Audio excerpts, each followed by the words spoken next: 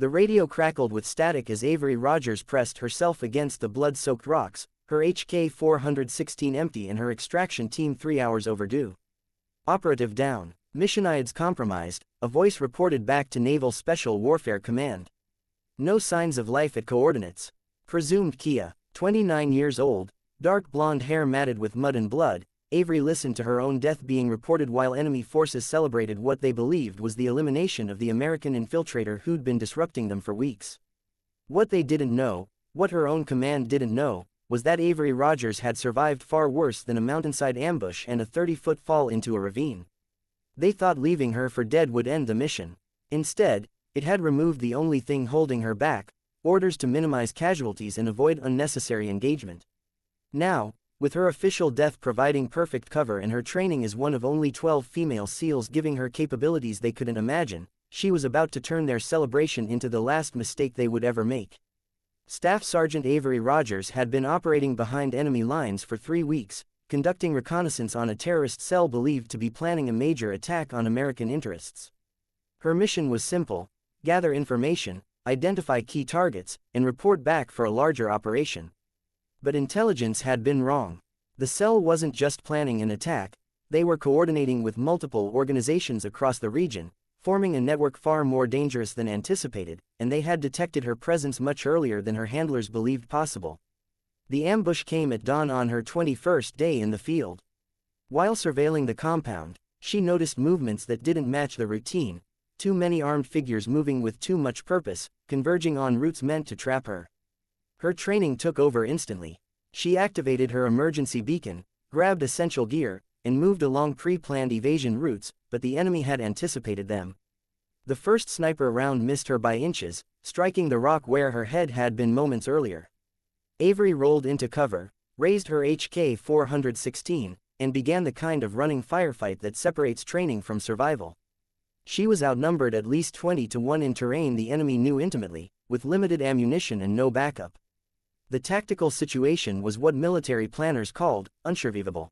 Avery had survived worse. She used every skill drilled into her: fire and movement, terrain exploitation, sound discipline, and the ability to think tactically under extreme stress. For 2 hours she fought through brutal mountain terrain. Her radio crackled with updates: Nightfall 7, this is Overwatch. Extraction delayed due to hostile air activity. Hold position. But she couldn't. Nightfall 7, I'm in active engagement with approximately 20 hostiles. Cannot maintain position. Moving to alternate extraction. Negative on alternate. Area is compromised. Caught between enemy forces and friendly forces who couldn't reach her, Avery made the decision that would define her mission. She would complete her objectives alone, using any method necessary. As the day progressed, Avery's superior training kept her ahead of numerically superior fighters, but ammunition dwindled. At sunset she reached a ridge overlooking the valley containing both the terrorist compound and her alternate extraction site. Between her and safety stood roughly 30 fighters covering every approach. Overwatch reported enemy surface-to-air missiles prevented air support for at least 12 hours. They asked if she could maintain position overnight. She couldn't. And more importantly, she wouldn't. She knew from 3 weeks of reconnaissance that the terrorist cell was preparing simultaneous attacks across multiple regions within 48 hours. Waiting for extraction meant thousands would die. Overwatch, Nightfall 7. Mission parameters have changed. Request permission to complete intelligence objectives. Negative. Your priority is survival. Avery stared down at the compound, at her HK-416, at the terrain that offered covert approach under darkness. Overwatch, I'm experiencing radio difficulties, she replied calmly, then switched to an unused frequency, cutting all communication, and began preparing for an infiltration that would either complete her mission or end her life. For 2 hours she reconned the compound's defenses. It was heavily guarded but not designed to stop a lone operative using advanced infiltration techniques. At 0200, when human alertness drops, Avery made her move. She crossed terrain impossible in daylight, avoided guards using night vision and perfect timing, then neutralized a sentry in a blind spot tower with silent efficiency. Inside the compound she navigated through 40 armed fighters, using shadows, guard rotations, and weeks of behavioral observation. She located the command center where leaders finalized attack plans. After eliminating guards silently, she entered and photographed everything: maps, target lists, schedules, only to discover the plan was even larger than believed. coordinated strikes on airports, malls, schools, and government buildings across 3 continents. She had just finished photographing the intelligence when alarms sounded. Her infiltration had been discovered.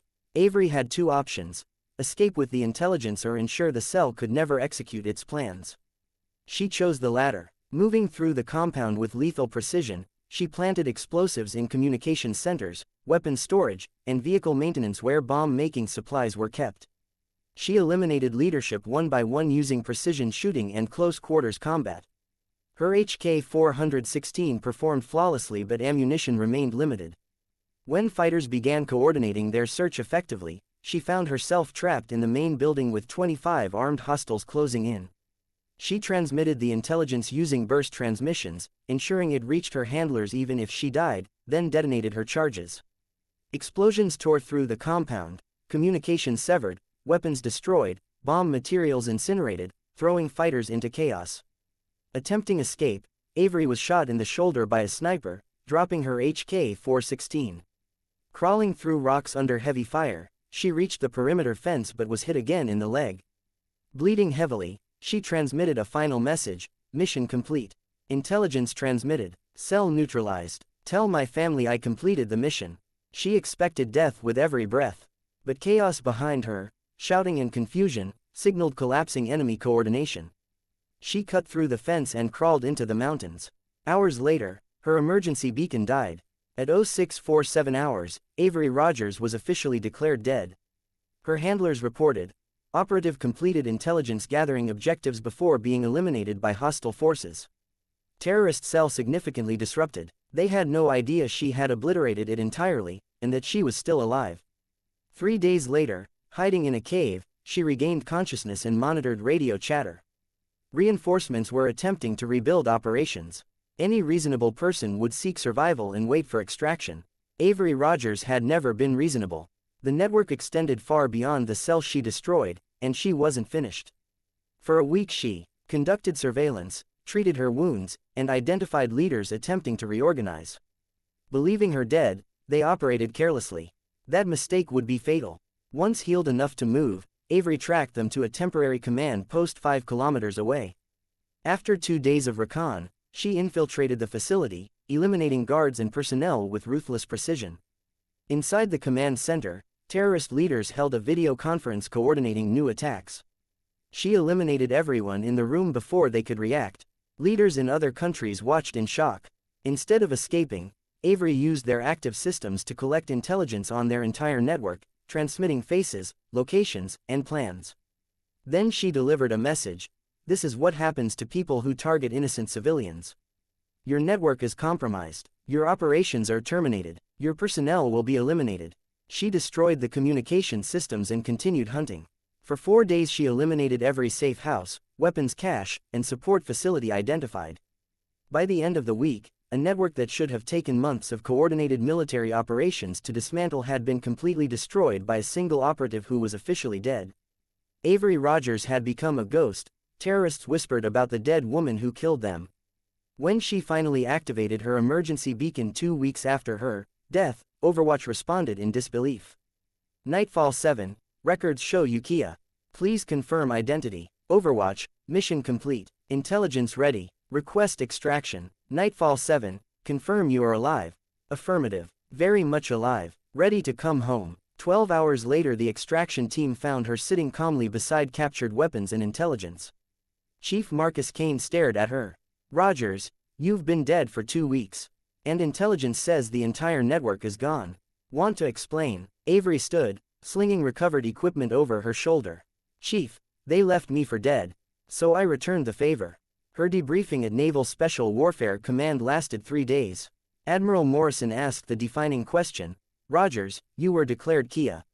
You had no orders to continue. Why did you keep fighting? Avery thought of the innocent people who would have died. Ma'am, the mission wasn't complete until the threat was eliminated. Being declared dead just gave me the freedom to finish. Her success reshaped special operations thinking. Soon she was briefing officials in facilities not on any map, explaining the psychological and tactical advantages of posthumous operations, missions conducted by operatives officially dead. General Hayes asked whether the method could be systematized. Avery explained it required a rare psychological profile, unyielding independence, tactical brilliance, and the ability to function in total isolation. Some operatives had it. A new class of missions was born, ghost operations. Avery became the first instructor, teaching operatives to survive their own deaths, operate without support, and complete missions impossible under conventional rules. Years later, when analysts tried to understand how certain terrorist networks vanished with no trace, they found no documents, no acknowledgments, only faint shadows of operations that never officially happened, carried out by people who never officially existed. In the deepest classified archives, accessible only by presidential authorization, one file contained a single line, sometimes the most lethal operative is the one everyone thinks is dead. Avery Rogers had been left for dead. She returned as proof that legends don't die, they just learn to fight without being seen. The enemy celebrated her death. History would remember their celebration is the last mistake they ever made. Thanks for watching. If you enjoyed this story, subscribe for more incredible tales like this.